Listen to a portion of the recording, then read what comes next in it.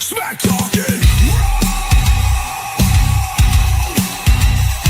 Where the legends live and the rookies get schooled in law.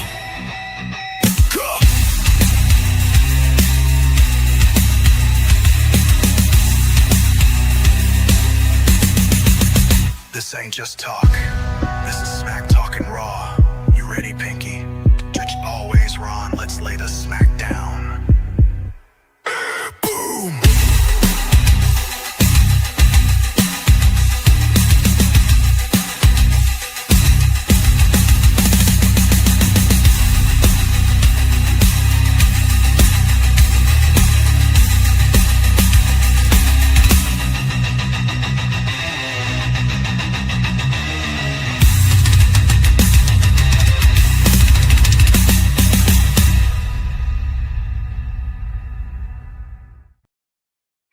What's cracking, ladies and gentlemen? It's Pinky. This is Smack Talking Raw. I got my boy Ronstradamus on location. What's up, going baby? on, everybody? How we I'm doing, here- partner? Bro, I'm here in cold Michigan. Left Colorado to come to this. 67 degrees it was back home, and I got off the plane, it was 9. And the wind started blowing, and that gave me a whole... There was a song back in the day, it's like, ooh, ooh, ooh, ooh, ooh, I got a new attitude. Yeah, I had that today for sure. For sure. Oh, buddy, that's how Washington D.C. was, man. It was cold. It was cold. So, Man, tell us a little bit about your trip, friend. Man, that's a quick 48 hours. It was a quick turnaround, man. I'm going to tell you, there was so many. I mean, for the most part, a lot of people were hardcore wrestling fans. Yeah. Like hardcore. There was a couple you could kind of tell, like, this is the thing to do. Like, yeah, I'm going to go spend some money and do this. But there was tons of hardcore wrestling fans everywhere. Belts everywhere. Dude had a crown jewel belt walking around. What? Yeah, had a replica crown jewel belt. I mean, almost every single person I saw walking on the street had bags from the Superstore. Like, that was the thing. Go to the Superstore and get your stuff. It was nuts, man. So it was really amazing just to have so many people, just random people. We just start talking. Cena this, Cena that. Oh yeah, I got to see SmackDown a couple weeks ago, or I got to do this, and got real friendly with a bunch of people before the show because we were standing in line. I was really excited to get into the merch store, but come to find out, with the merch store inside, there was nothing different inside than what they had outside. Oh wow! And I'd already bought stuff outside, so. There was no reason for us to wait 2 hours in line. Kind of felt bad for the wife on that one. It was a long wait. But I got some show and tell if you're interested. Man, I'm always interested, bro. So I'm here for it. The Superstore got me. I got my t-shirt for me and the wife. We both wore the Cena t-shirts. Had to do it. I got the Last Time Is Now official Funko. That's probably the cheapest thing I bought. I did get the towel. Oh, wow. Nice. And I got one for the whole crew. The wrestling crews all got a towel. Really? Yes, sir. Okay. So the plan was, if they were doing $25 posters, autograph posters, I'll get everybody a poster. I'll get everybody a poster. Well, they were doing posters, but they weren't $25. How much did that cost? This was $100. Wow, that's going to be so worth it down the line for his final match. Yes. So I was like, I'm going to buy one of those for myself. I got to find something else to get the crew. So I got everybody the towels, which these sold out pretty quick. Yeah. So I was glad to get towels for everyone. And then Thank you, bro. Thank you. what I spent all the money on. So was I the see last why we all didn't get autographed posters, because that all went into that. Wow. And So that looks pretty heavy, bro. it's really heavy. It's really heavy. It's numbered. It's number 57 out of 550, and it's got the Never Give Up final. It's got the dates. Thought it had the date. Yeah, the date on it. Washington D.C. Yeah, it's the dates over here on this side with Cena. Wow. So That's hopefully, incredible. if he comes back on the Fan Expo, I will get this autographed from him.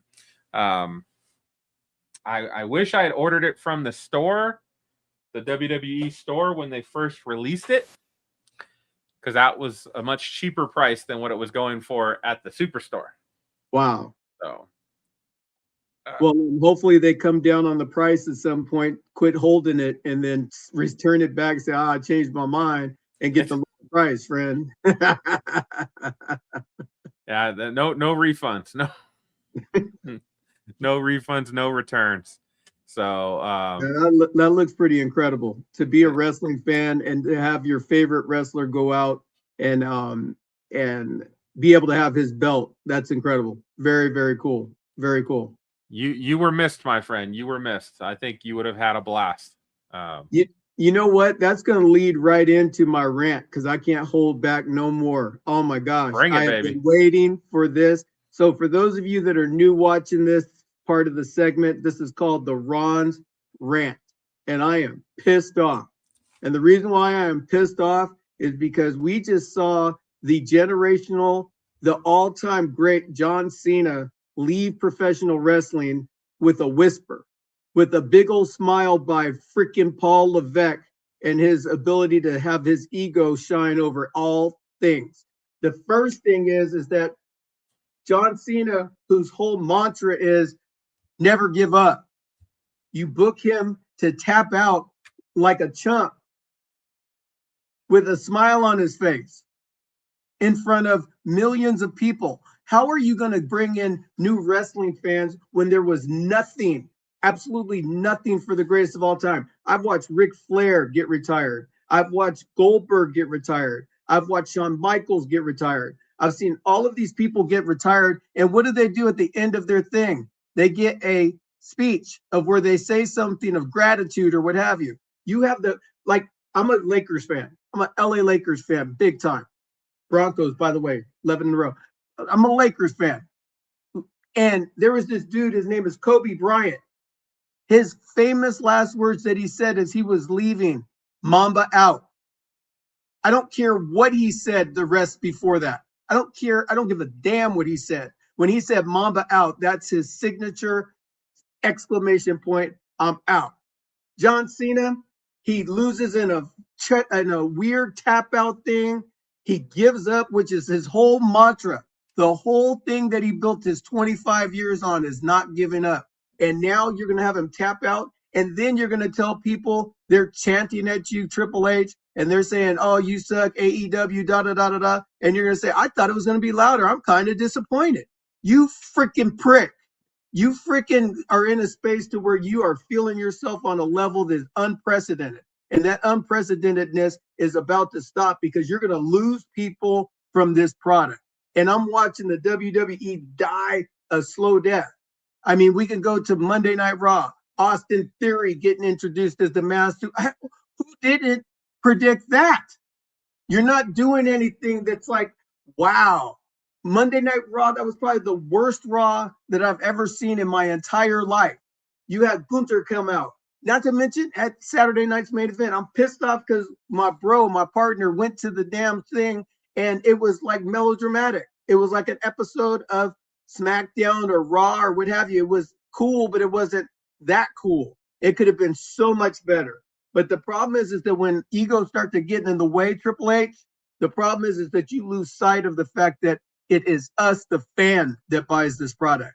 And when I'm going out to watch the product and I'm not super duper excited about it, I have 5 fingers and one in the middle pointed directly at you that says that's what I feel about the product right now. There is nothing that's making me super excited about this product at all. Yes, there's injuries. Kevin Owens is hurt. Chad Gable's hurt.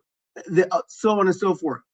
But the problem is that right now you have no creativity. You have 200 people on your creative team and nobody's doing anything that's moving the needle. So the thing that I'm saying more than anything else, Triple H, Paul Levesque, TKO, and all that is you need to get yourselves together in a way that gets it so that people love the product. The reason why I'm so passionate about right now is I've been almost a 42-year veteran of loving this game. And this is the worst I've ever seen. The worst. When you brought The Rock and Roman Reigns and Cody Rhodes and Seth Rollins in Las Vegas almost 2 years ago, and then brought them all together, I thought, wow, they're taking it to another level. Ever since that day, wrestling has gone worse and worse and worse and worse and worse. Cody Rhodes, he's been our champion for a good part of the last 2 years. What has he really done with the title? He's not done anything to elevate the title. CM Punk, has he defended the title yet? He hasn't done anything.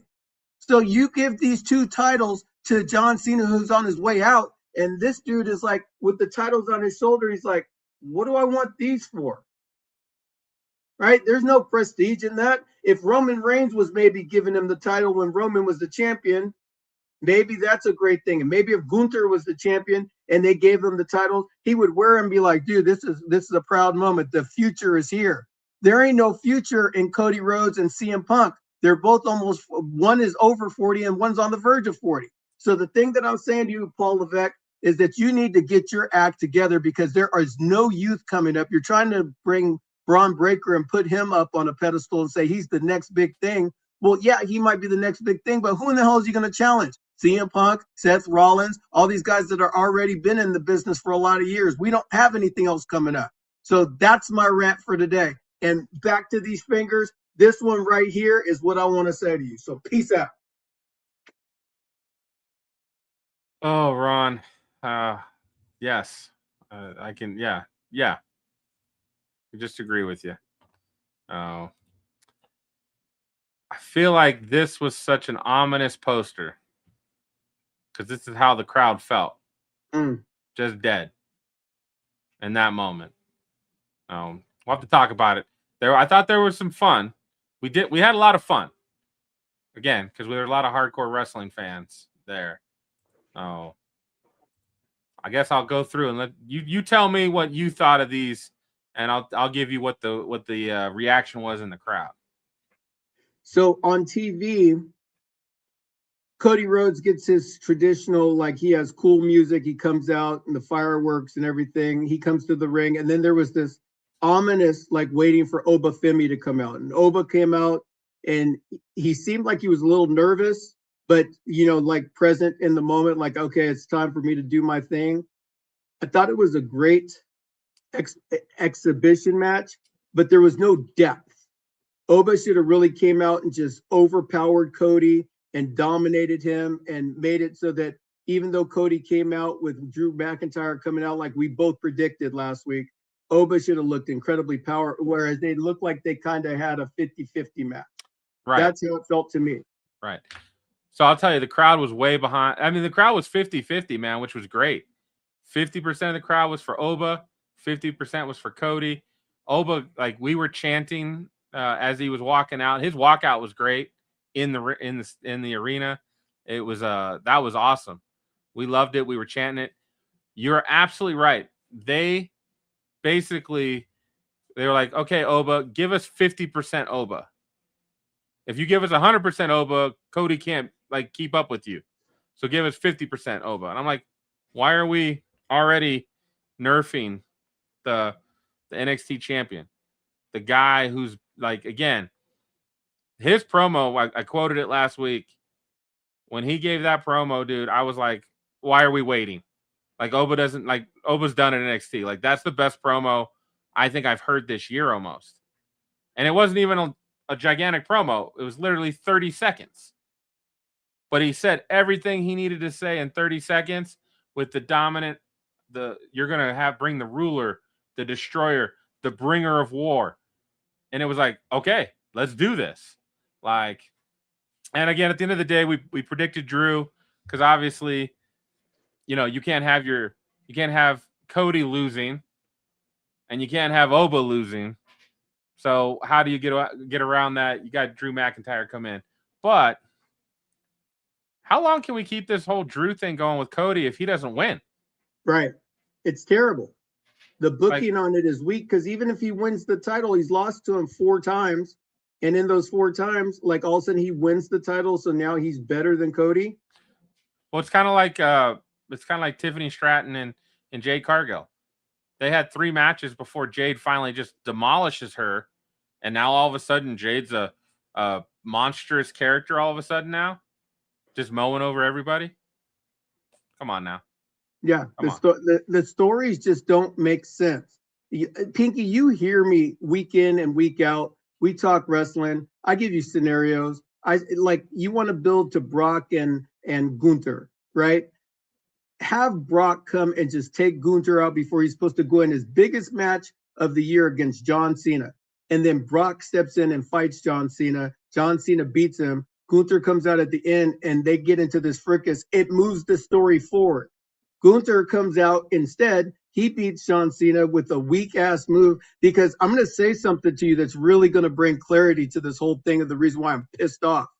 The reason why I'm pissed off is because Gunther fought Pat McAfee earlier this year. You remember? Absolutely. He put him in the sleeper hold and Pat McAfee fought him like crazy to stay out of that sleeper hold. And John Cena, the 17-time world heavyweight champion, going out in his very final match, taps out. That was ridiculous. I had not even thought about that, Ron. I had not even thought about that. So hopefully Oba will be defending his title at New Year's Evil. I'm hoping it's the last time he does. Because after his match, there's just no reason to have him in NXT anymore. Once you give the fans something like this, like I want more. I want more Oba on the main roster, just destroying everyone. Because I can believe he can. Braun Breaker, I don't believe. I just don't believe in him. I believe in Oba Femi. I believe in Trick Williams. I believe in Oba Femi. I believe there's a lot of people, Javon Evans and all of these other stars. And not just because they're brown skins, because everyone that I mentioned right there is brown skins, but there's a lot of people out there that are of all denominations that have an opportunity to come in and do some things. The problem is Triple H and their creative team, they don't have any creativity. Oba Femi comes and beats Cody Rhodes. What's everybody talking about the next day? Oh my gosh, John Cena left, but oh my God, did you see Oba? Right. And that's one of the things I know that this whole event was missing was the water cooler moment. Here's Drew coming in. And I like this. I just wish they would have give Cody and Oba maybe, an extra 4 or 5 minutes before this happened. In the arena, no commercials, right? All that. They kept playing videos that I think they played it on the broadcast as well. That really made you feel like, oh my gosh, we're coming to the end. This is it. But the matches were way too quick. Yeah, way too quick. So I believe we both got that one right for sure. What'd you think of this one? Another, again, Sol Ruca from NXT and Bayley. Sol Ruca, superstar. Like she's guaranteed to be a women's champion soon in WWE on the main roster. Like the crowd reaction on TV was fantastic. I can only imagine what it was in person. Bayley, such an incredibly gifted performer. And I think that her star shined so bright because she didn't try to overbearingly take over the match. She guided the match really well. And in that space, she made Sol Ruca stand out as somebody that is powerful and somebody that's going to be powerful for a long time to go. So kudos to Bayley. How did it look inside of the arena? Oh, it was awesome, man. So everything Sol Ruca did, we were all cheering. I kind of feel bad for Bayley because I just don't think that a lot of the crowd was interested in Bailey. It was all Sol Ruca inside the arena. We were all hanging on every move. Like, oh my gosh, what is she going to do now? We kept waiting for the Soul Snatcher. We wanted it. The question I wanted to ask you about this match in particular, which I've got a thought, but was there a reason they had Zarya and Lyra out at ringside but didn't do anything? Yeah, I was curious about that too. It was just to move storylines, but they did nothing with said storylines. They just were kind of just window dressing. The only thing I could think of, and again, this is because there's a rumor that there's going to be a bunch of call-ups to finish the year, right? And you could call Zarya and Sol Ruca up as a tag team and put them on SmackDown Raw right now. Like whichever one you want to put them into, they could go into that. So that's my thought of why they had both of them out there supporting their tag team partners. It was kind of weird because Zarya and Sol Ruca have been in a storyline where you're kind of waiting for Zarya to turn on Sol, and now they've kind of reconciled a little bit. Like it's so yeah, it's all strange. Just no idea why they. Besides that, there was just no idea why they would both be out there for that match. They didn't do anything, and they didn't they weren't needed. I don't know why we had them. It's one of those things to where I'm just looking at the booking, and it's like, okay, Sol Ruca, she's new to the main roster. So the normal wrestling fan, they're like, okay, who's this Zarya girl? Right? Maybe they're thinking that that'll get more people to watch NXT, the brand or what have you. But it's like, I don't really have a reason to watch it if I'm a novice person, because I came here to watch WWE Saturday night's main event, and this Sol Ruca's killing it. I love her. Bailey's on her way out is what I'm thinking in my mind, obviously. And let's get behind this Sol Ruca girl, which is great. No sensical booking in regards to this match on the outside of the ring. Right. And so they started this thing with Bailey about her being crazy, right? Like going one way or another. And so in that space, now they're not really doing that. Well, they brought it back on Raw last night, though. Right. But I mean, during that match, if I'm a person that's brand new and I have John, see, this is the thing that really pisses me off, is that you have all these new eyeballs on the product that are watching it because John Cena is retiring for the last time. And you don't do anything to make them to want to watch Monday. You don't do anything to make them want to watch Friday, because you didn't focus on long-term booking that you said. You focused on Saturday night. Well, and the fact that you made these exhibition matches, nothing really at stake, and then you didn't create any additional water cooler moments besides Gunther tapping out John Cena. Yeah, where's that interest of like, hey, we've got all that's a great point, Ron. We've got all these eyeballs watching this because it's John Cena's last match. Like that, it was crazy. So you don't get that time ever again. Like, he will go into the Hall of Fame and he'll say some words and everything like that, but that's where he's supposed to put the exclamation point on.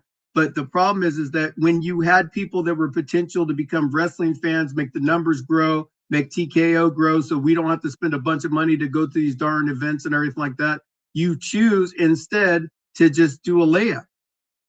Anybody could have booked what happened on Saturday night. Anybody. Were you shocked that they had Sol Ruca win? No. I always saw her talent, and she got a chance to display that on the main roster. So from that standpoint, if I'm a new person, I'm like, I want to know who this Sol Ruca girl is, and I may turn into NXT to just check it out and see what's going on there. But as far as this dynamic of these four, I think it was a waste to have all four of them out there. Right. And what the hell is Lyra wearing? Yeah. Like, it literally looks like she's homeless. Yeah. I like the butterfly wings better. She needs to just come with that. Like, at least Zarya looks like she's ready to fight in the black leather. Like, at least Zarya is ready to get down. I don't know what Lyra is. And that's why when I saw her come out, I was like, she wearing like a potato sack around her? Like, what's Like a going on? moo. Is she pregnant? What's going on? Great job by Ruka. I want to see more of her. Again, we've talked about it many times. I just don't need her on NXT anymore. There's just nothing for her to. There's just nothing else for her to accomplish in NXT. So, oh, buddy. This was on TV. This was, if I was to say what match was the best match of the night, I would say that this one stole the show. AJ, he's going to be retiring here soon, and he still has it. Like, when he has somebody that can bring it in the ring, he brings it. Dragon Lee, he came in with a lot of fanfare when he first came into the WWE, and he kind of fell off. But like what he's doing right now inside of the ring is exciting to watch. And you match that up with Leon Slater and Javon Evans. That was spectacular to watch. The move where the slingshot off the rope into the Styles Clash was incredible. Yeah, when I saw when Leon Slater does his 450 off the top, it's freaking beautiful. It's beautiful. It reminds me of the Hardys, like he's like the Hardys 2.0. Mm-hmm. Like he is awesome. He is so good. And Javon, just every time Javon, like, I'll be honest, every time I see Javon jump and do all the crazy things he does, I'm like, I'm worried about his knees. I'm just saying, like, every time I'm like, please hit that clean. I don't want you having a knee issue. Like, let's make sure that we keep you nice and safe.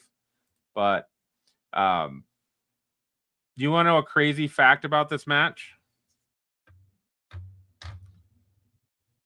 It was only a little bit over 6 minutes. Really? It seemed like a lot longer than that, for sure. It was literally just a little bit over 6 minutes total. And that's what I was like. I felt like it was longer than that. So when I heard that, I was like, are you really? Are you serious? Look at the air on that. Wow. Another thing is there were a lot of commercials. They were really trying to capitalize on John Cena's final match because there was a lot of dead time on TV, which was frustrating. Like, just sitting there and doing nothing. Yeah, this was a really good match. I loved Leon Slater. He took the pin, which I figured he would because, you know, they're hyping up Javon, and he's still a TNA guy, so, you know, he was the one to take the pin. But I love watching him and Javon together. Like, that's a tag team. Put them in the tag team now. Let's see them fighting the Usos. Let's see them fighting the New Day. The War Raiders, like whoever. You don't even care. These guys need to be on Raw every week. Like, every week. Make it happen. Javon does have a match next week on Raw, which was a fun thing. So it makes me think, like, okay, they're ready. They're ready to move him up. That's exciting in that instance, because I every time I watch Javon, like, he just doesn't have a bad match. I always see things that he does that's just like nobody else can do. Well, the thing that bums me out, though, is that Javon Evans is incredible, but there's this dude down in NXT right now that doesn't get talked about a lot, and he's the one that's carried the brand, and his name is Trick Williams. Whoop that Trick. That dude is money. Gold. I don't understand why he's not up and already a world champion.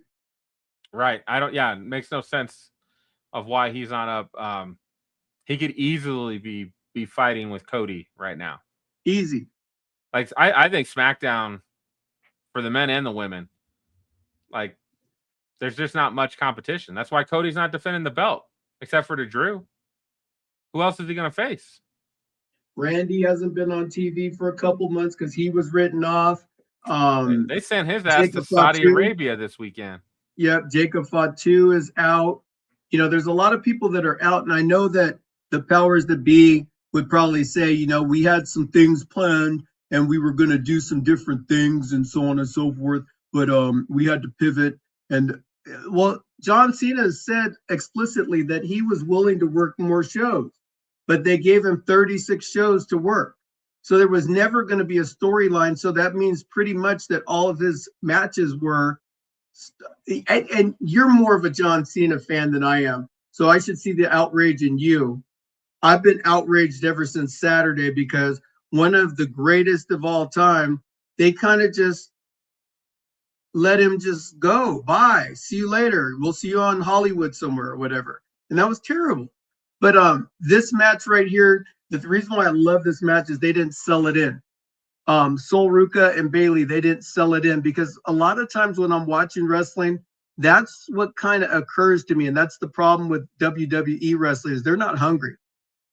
They're like when the person is supposed to go over on the other person, instead of them going all the way out and be like, oh, that was so close. Right? It's like, oh, I see where the pin is going to happen. And that's why I love this match. None of these people sold this match out short. So that was good. They did a great job. And then we had a Miz and R-Truth sighting. This was just a fun moment of the show. Seeing the Miz come out there demanding a match.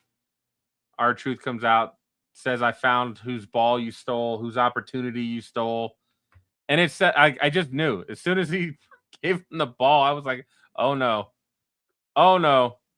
It's going to happen. And then it happened. It did happen. It did happen. You know, and again, Joe Hendry's got his gimmick. He's not for everybody.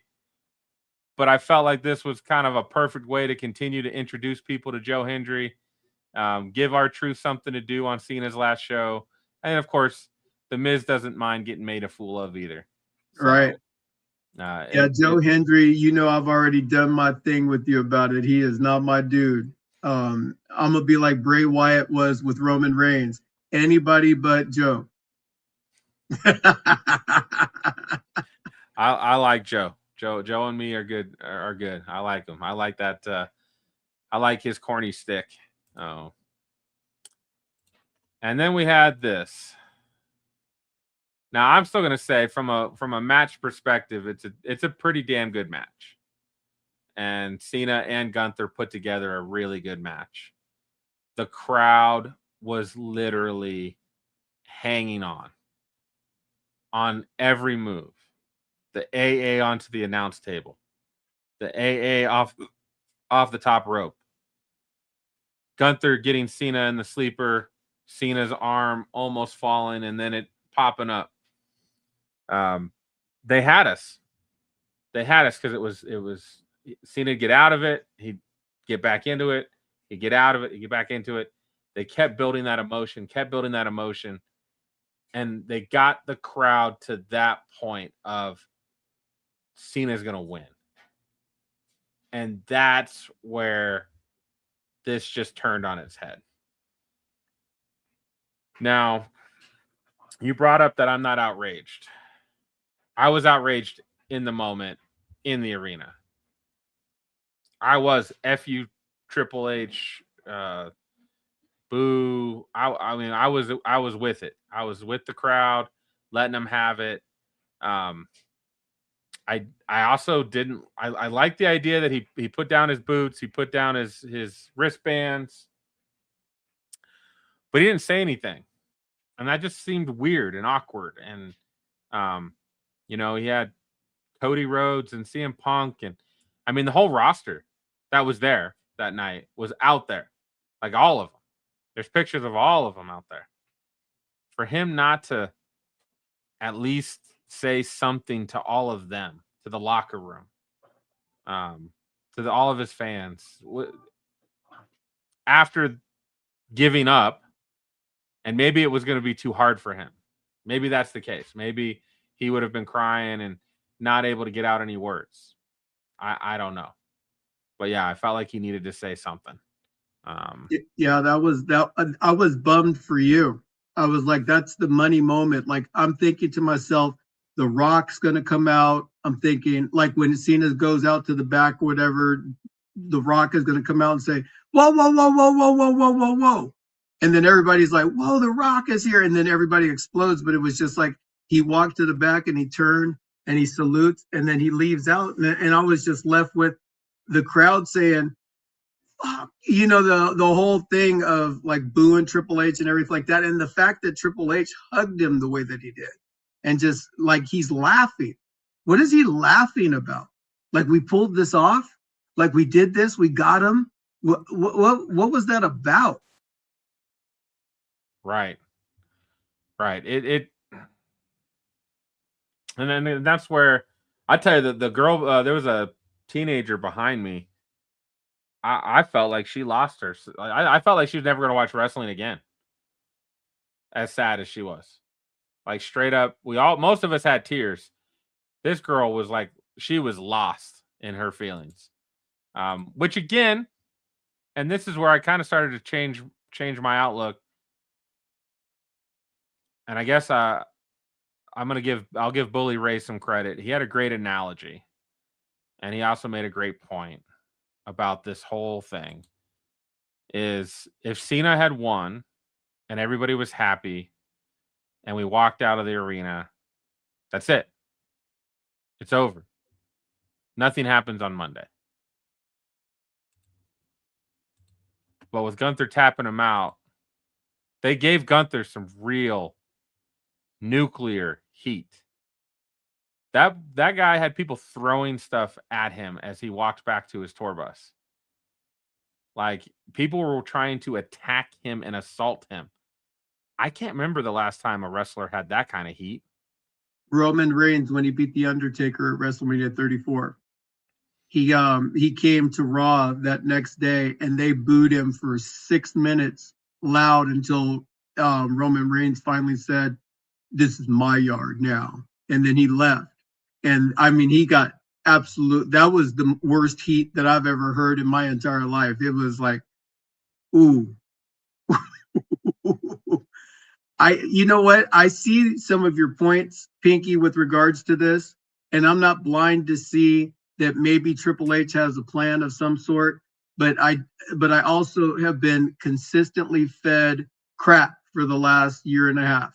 And in that crap, one of the things that gets lost is you didn't continue the story.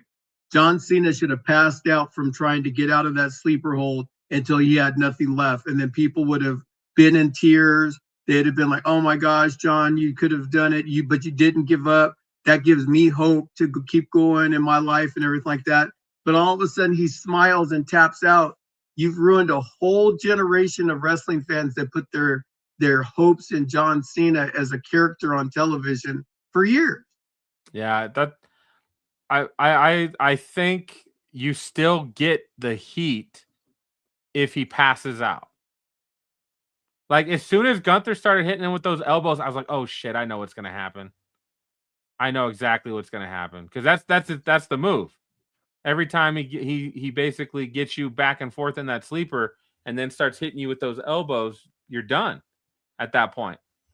And so I knew John was gonna be done, but like, I didn't want that. I didn't want him to smile, and the smile makes it, pretty much. It seems like this is what he wanted, But I think you would have still gotten the heat if he passed out and Gunther's still getting up, talking. I made you pass out. I whooped you. Like, I feel like you could have still gotten that same heat and not had this. Now, on the other hand, it nuclear heat, but that only matters if you do something with it. Mm-hmm. If you continue making him a monster. And then what happens when somebody's got real heat? What do we pay for? We pay for the good guy to beat him down. To beat his ass, right? So that's great. Who's the good guy? Yeah, who is the good guy? That's going to beat him down. I know the one that, I mean, everybody's been clamoring for the last 2 years for Gunther and Brock Lesnar. Or Gunther and LA Knight. Like, this might be a road that he might be able to get. See, that's the problem with the continuation. Triple H, as I continue to talk through this, I don't know if you remember when John Cena and Gunther and LA Knight teamed together. And then John was trying to give LA Knight the rub, and LA Knight kind of took his hand away, like, "You don't talk to me." Like, they never finished that story. Right. So again, at the end of the day, I would have preferred to see Cena wrestle Carmelo Hayes, Oba, Ethan Page, like just somebody that needs that rub of the younger generation. Ricky Saints, anybody that really would have needed it. Selfishly, I would have loved some runouts. The Rock showing up, or the Miz running out, or somebody messing with the match. I know that's kind of cliche, but I think that would have been fun. I think that's I understand this. I get it. I've worked through my emotions. I'm just hoping there's a payoff. I was also thinking that another thing that Cena could have done, which would have either given him nuclear heat or would have made him even more of a babyface, is if he had to take the current unified WWE title and made it into a spinner belt. Like, and then that could have either brought on another title in the future, or when the person won, they could go back to the old one. But it's like, do the thing, man. Do the thing. Do the thing. And it's like, it's easy for me in the stands to point out things that are deficiencies. But if I'm able to point out the deficiencies and I'm seeing a crap product and the people at large are talking about it, all across social media right now, everybody's talking crap about WWE. They've lost it. They're losing it. Triple H is an ass. Triple H did this, so on and so forth. End of the day, you don't want your people talking about the product sucks. That's not the buzz you want. You want to be talking about, damn, did you see that on Saturday? That was incredible. What are they going to do on Monday to back that up, right? I mean, Saturday night's main event at this point, I don't even know why they have it. Because they just don't put any value in it. Nothing ever happens on it. It's only 2 hours. It's quick. They do a lot of commercials. Nothing special happens. So why are we going to keep tuning in on Saturday nights if you're not making it special? Like there's almost a UFC fight every time there's a Saturday night main event. Why should I watch this instead of watching UFC? Right. So, yeah, they've got some things they got to work on. The best thing, I'm excited for the young talent, that we have a couple of young talent. Now, I know Ethan Page isn't young. I mean, he's in his 30s already. I think Ricky Saints is in his 30s. But Oba, it's like 26. 27 years old. Okay. Javon Evans and Leon Slater, 21. So they have a lot of years to like bulk up and really do some things. So there's some exciting things there. Trick Williams is out there. You still have Carmelo Hayes that's out there. You have a lot of different characters out there. I mean, with Austin Theory, which we're going to talk about in a minute, he's back now. So maybe his character changed, but that's a whole nother thing that Triple H messed up on. But anywho, Saturday night's main event, you're showing this picture right now with Cena and Cody and CM Punk. And you and I talked off camera, like, what is it about this? And it kind of is like, if that was Roman Reigns and Gunther when they were at their highest and they were given the titles to Cena on his shoulder, I think it has a lot more meaning. Because CM Punk hasn't even defended the title yet, as I was mentioning. And Cody Rhodes, his title reign has been meh at best. He beat John Cena. Yeah, but I mean, at the end of the day, he's only defended it once, and that was against Drew McIntyre. Right. So this felt weird. And it felt like for John, it looked weird in the arena. It didn't look right. And then I got some pictures of him where the Hunter had him look at they had a video package for him. Really well done. And so I just got pictures of him just sitting on the rope watching this video package, and you could see he was just reminiscing through his career. And so that was a cool moment to see that. And the other thing that I saw that I don't think they showed on TV, the last person to leave the ring, and he was in tears, was Cody Rhodes. Mm. He was on the ring. He had his belt on, up on the ring. He was just sitting there. He did an interview. In the interview, he was almost in tears. He was going through it. And then when he left, he went and signed autographs for a bunch of people, and he did QB1 things. But I took notice of Cody staying there, taking in that moment, and then signing some autographs on the way out. I thought that was pretty cool of him to do that. Yeah, it's easy again to be the armchair quarterback to say what could work or what could not work. But I've watched wrestling for a long time, and there's a lot of ways to set up. See, the first thing that I think is the big problem too, and I'm just ranting today, so this is just going to be a Ron's rant. Just bring it. So when you say you're writing the program and I'm starting a new era, and tune in Saturday night's main event because I'm going to make it so that it's a new era. Oh, that didn't work out. Okay, tune in Monday for the next new era because we're going to make it a better. And nothing's happening. Every week, like Netflix, the first show, which is almost a year old, drew 6.5 million people globally. Since then, we're at 1.9 globally for Monday Night Raw. SmackDown is at 1 million, and sometimes it fluctuates a little less than that because there's nothing going on that makes a person want to watch it. And I'm a wrestling fan, and sometimes I just don't. It's like I start watching, I'm like, this is crap, man. Trying to get my wife to be a professional wrestling fan, and she's like, when the hell am I watching? And I'm like, I have no response. Like, just stay tuned. Next week is going to be better. Like, I don't have anything. So it's just torture because at the end of the day, I am a wrestling fan. I bled this more than I bled anything else. It's seen every relationship I was ever in. It's seen people pass that I love very much.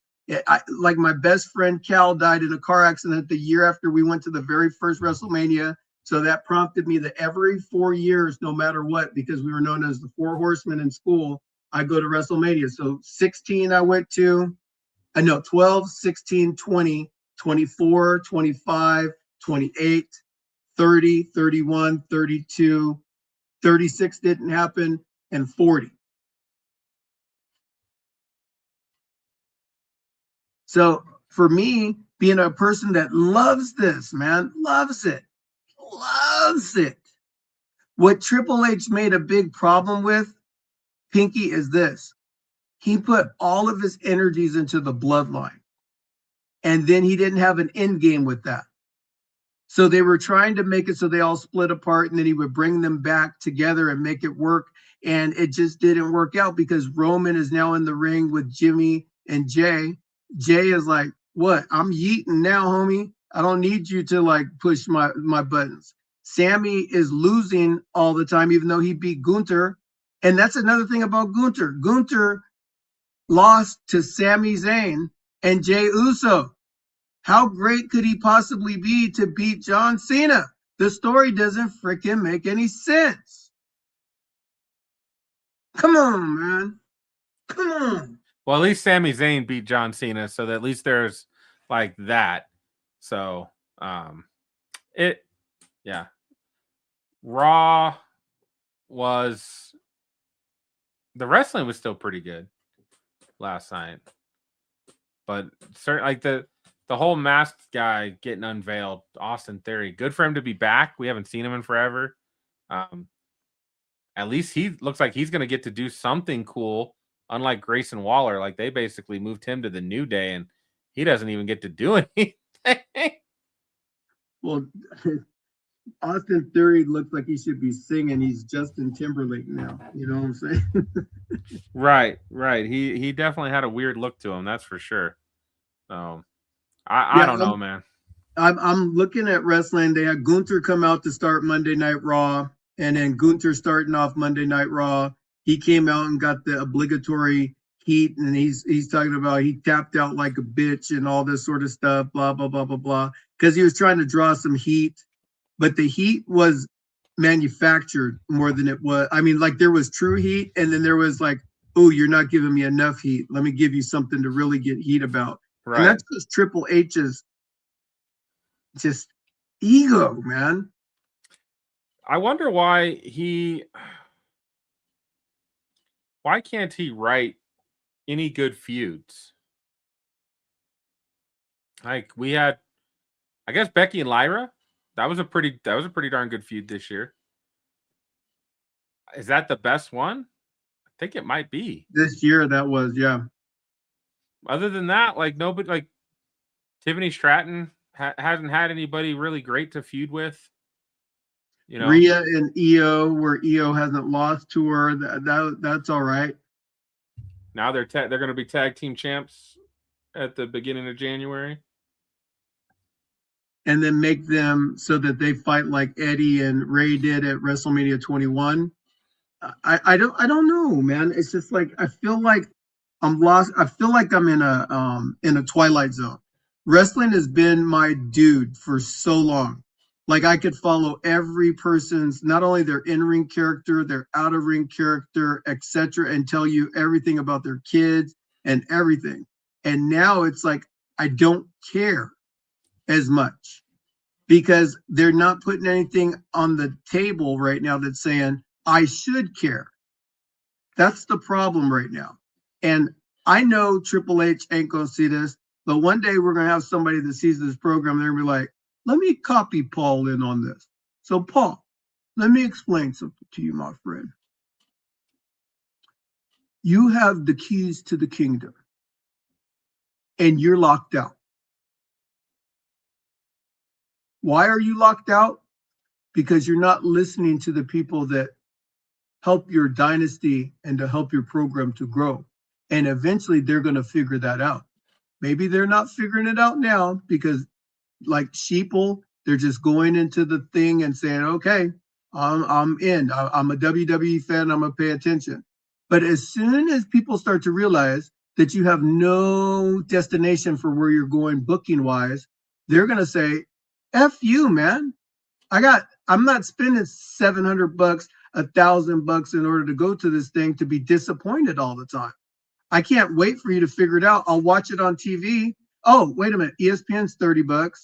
Oh, I'll watch it on Peacock. Oh, well, Peacock is another $8. Oh, I'll watch it at YouTube. Oh, YouTube costs money. So it's costing me a bunch of money to watch your crappy ass product. So you are already in a heap of trouble, my friend, with regards to all of these programs that are not getting their return of investment. They want to have more people want to come watch the show, not less. But what happens? You don't care and you want to laugh about it because it's funny to you. So I just want to understand what's funny. Is it funny that we're stupid enough to come watch it anyway? If that's the case, then I'm going to start getting on my microphone and getting ahead of that because that is something that is ridiculous. We are not doing that. So anyhow, this is my final part of my rant today. John Cena, thank you so much for all that you brought to professional wrestling, for coming in as the prototype and coming into WWE, challenging Kurt Angle, who is a true 100% bona fide superstar with regards to mat technique, all the way through Saturday night to where you. So to you, my friend, we say thank you so very much and thank you for passing the torch. In that regards, the torch needs to make sure it stays lit. So I just wish and I just give hope for the future. We have a lot of people down below that have opportunities to be able to showcase their talents in a very positive way and to be able to grow the brand of the future. To those that are getting ready to move on, whether it be AJ Styles, Chris Jericho, Edge, all these guys that are going to be retiring in the next year or so, Brock Lesnar, thank you also for all the great gifts that you brought to professional wrestling. It's time. We went through a lull like this when 2020 happened. There was a real bad time between 2011 and 2012, and somehow, some way, WWE always finds a way to come back.